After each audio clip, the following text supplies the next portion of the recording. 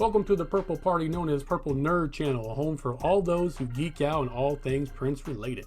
Parade, aka Under the Cherry Moon soundtrack, was released on March 31st, 1986. Prince started working on this album immediately following the release of Around the World in a Day in April of 1985. Prince sent 7 of the songs that he had recorded to Claire Fisher to add orchestration. Prince had indirectly worked with Claire Fisher during the beginning stages of recording the Family album.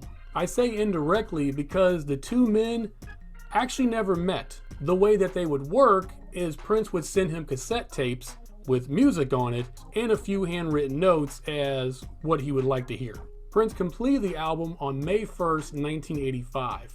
And went back to finishing the Family album, as well as starting on Sheila E.'s album, Romance 1600, and also started filming Under the Cherry Moon. In June of 1985, Prince would revisit the album Parade, taking out and editing a few of the orchestration pieces, as well as removing 4 complete songs and adding 5 new songs, creating the finished product that we all know and love today. But let's explore the 1985 version of this album. We open up with Wendy's Parade.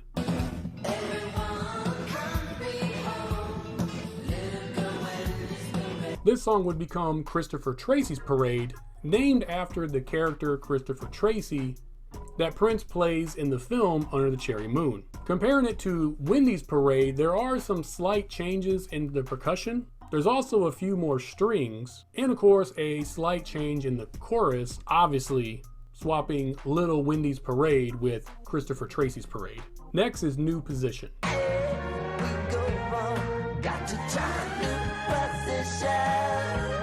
Now then, like I had mentioned in my Parade video, which I will have a link to at the end of this video, these first 4 songs were recorded in sequence by Prince in one take, with him adding additional instruments later, which obviously explains the effortless flow between each song. But this version differs from the final album cut as it has additional orchestration. Otherwise, the other musical elements are the same, as well as the lyrics and Prince's vocal performance. Next is I Wonder You.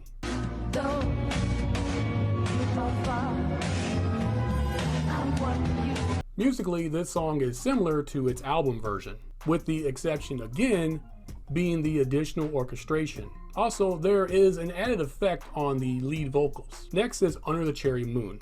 I'll die in your arms under the cherry moon. This take is almost identical to the album version, with just a touch of extra strings in the background of the melody. Next is Others Here With Us.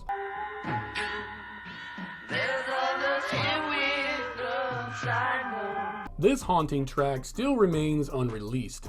Built off a melody of crying and screams, Prince takes us deep into the darkness as he speaks of being surrounded by demons and tells a story of an infant's ghost and even a tale of suicide. This song was recorded on April 20th, with It Sometimes Snows in April being recorded the next day, on April 21st. It makes me wonder what was going on during Prince's life personally to make his mind wander from this song to that song, and just in the space of 2 days. Next is Life Can Be So Nice.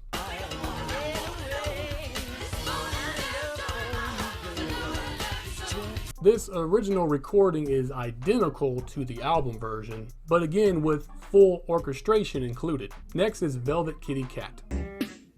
My velvet kitty cat. This song was originally recorded in 1983 by Prince and planned for Vanity 6's second album, as it featured Suzanne Moonsie on lead vocals. Their second album was of course canceled when Vanity left the group. The group would be reformed as Apollonia 6, but this song did not make the final cut of their debut album. Prince would re-record the song in 1985. The Susan Moonsie lead vocal version of this song still remains unreleased, but a shortened cut of Prince's lead vocal version from 1985 was included on the Super Deluxe edition of Purple Rain released in 2017. Next is Sometimes It Snows in April. Sometimes it snows in April.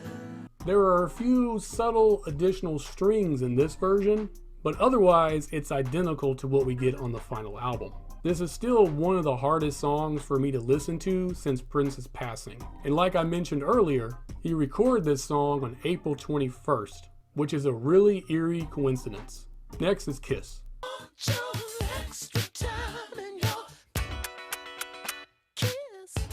This is the exact same version that we get on the final album of Parade, released in 1986. I have a pretty funny story about the creation of this song that I talked about in my Maserati video, and I will have a link to that video in the description down below. Next is Old Friends for Sale.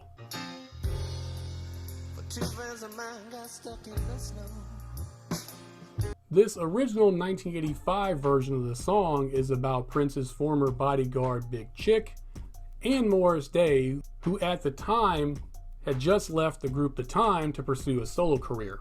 We would get a 1991 version of this song, released on the album The Vault, Old Friends for Sale in 1999. Although very similar musically, lyrically the song is completely different, with the 1991 version allegedly being about Sheila E. The 1985 version, though, still remains unreleased. We close out with All My Dreams.